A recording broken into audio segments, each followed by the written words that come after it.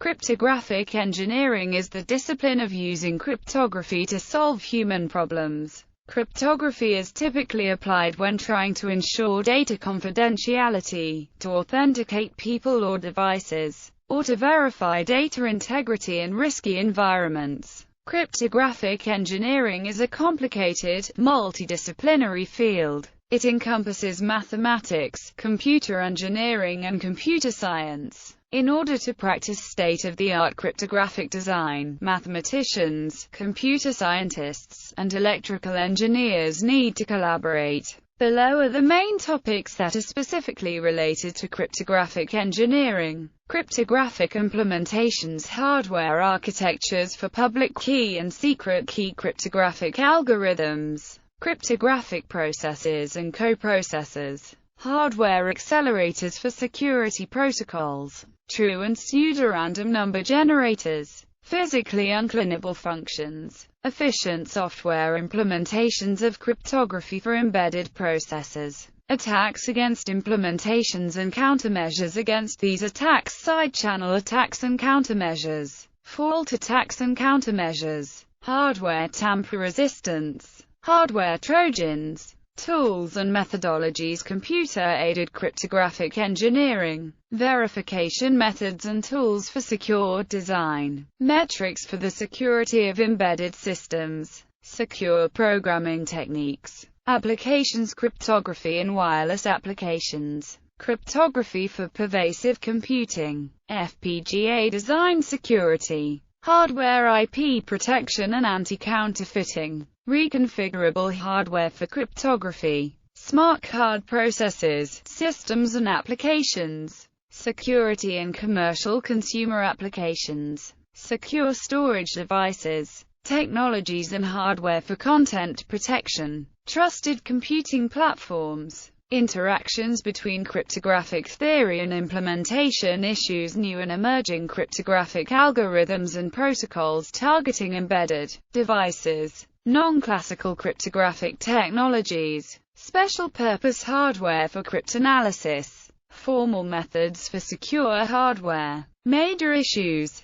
In modern practice, cryptographic engineering is deployed in crypto systems. Like most engineering design, these are wholly human creations. Most crypto systems are computer software, either embedded in firmware or running as ordinary executable files under an operating system. In some system designs, the cryptography runs under manual direction. In others, it is run automatically, often in the background. Like other software design, and unlike most other engineering, there are few external constraints. Active opposition. In other engineering design, a successful design or implementation of one is one which works. Thus, an aircraft which actually flies without crashing due to some aerodynamic design blunder is a successful design. How successful is important, of course, and depends on how well it meets intended performance criteria.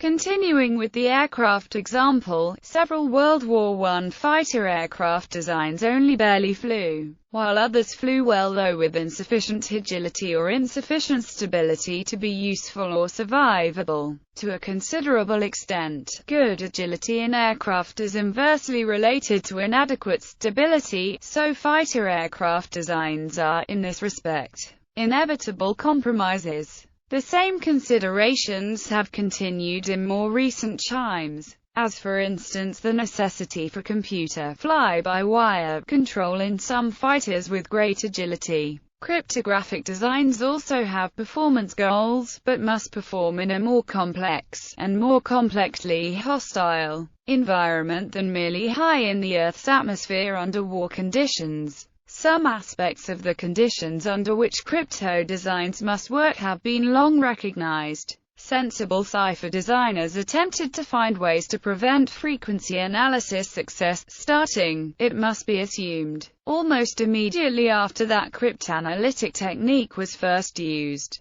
The most effective way to defeat frequency analysis attacks was the polyalphabetic substitution cipher, invented by Alberti about 1465. For the next several hundred years, other designers also tried to evade frequency analysis, usually poorly. demonstrating that few had a clear understanding of the problem. What is probably the best known of those attempts is the Vigenère cipher, which is a partial implementation of Alberti's idea. Edgar Allan Poe famously, and rashly, boasted that no cipher could defeat his cryptanalytic talents, that he was almost entirely correct about the ciphertexts submitted to him suggests a low level of cryptographic awareness some 400 years after Alberti. As this history suggests, an important part of crypto-engineering is understanding the techniques the opposition may have available. In addition, it has been explicitly realized since the mid-19th century that the opposition must be credited with certain kinds of knowledge, lest one's design efforts address too little. Kirchhoff's law, the security of a cipher must reside entirely in the key, and the equivalent, and somewhat less obscure, Shannon's maxim, the enemy knows the system, puts it more or less clearly. A crypto design must achieve its goals, not only despite active intelligent opposition, but in spite of uncomfortably well-informed opposition. Inherent zero-defect requirement. Many failures in cryptographic engineering are catastrophic. That is, success in breaking one message leads to reading all messages. Most cryptographic algorithms and protocols make certain assumptions, and when those assumptions are violated, all security is lost.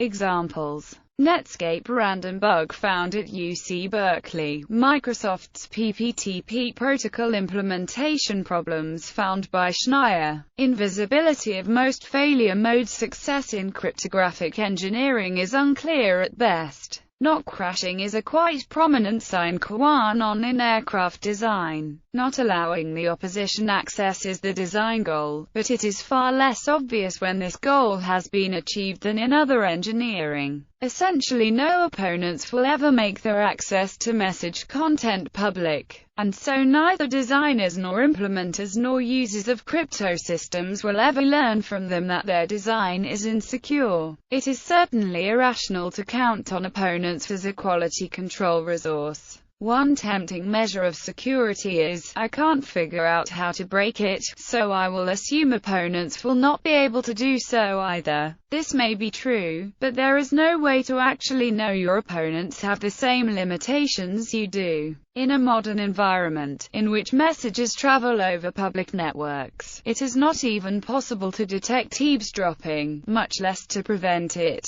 Accordingly, most message traffic must be presumed to be entirely in an opponent's possession. Known cryptographic failures fall into several classes. Future failures may also, or may find new categories. Examples include design errors, cryptographic protocol errors, user operational procedure errors, algorithm implementation errors, associated system failures, user errors, misunderstanding of correct operations, arbitrary user actions, implementation errors, programming errors, precision arithmetic errors, random data errors, software library routine errors, environment errors, operating system insecurities with effects on cryptographic software, operating system insecurities with regard to plain text access, operating system vulnerabilities. The effect of most of these will not be apparent to end users, generally not to the computer systems administrators, and often not even to the cryptographic systems designers.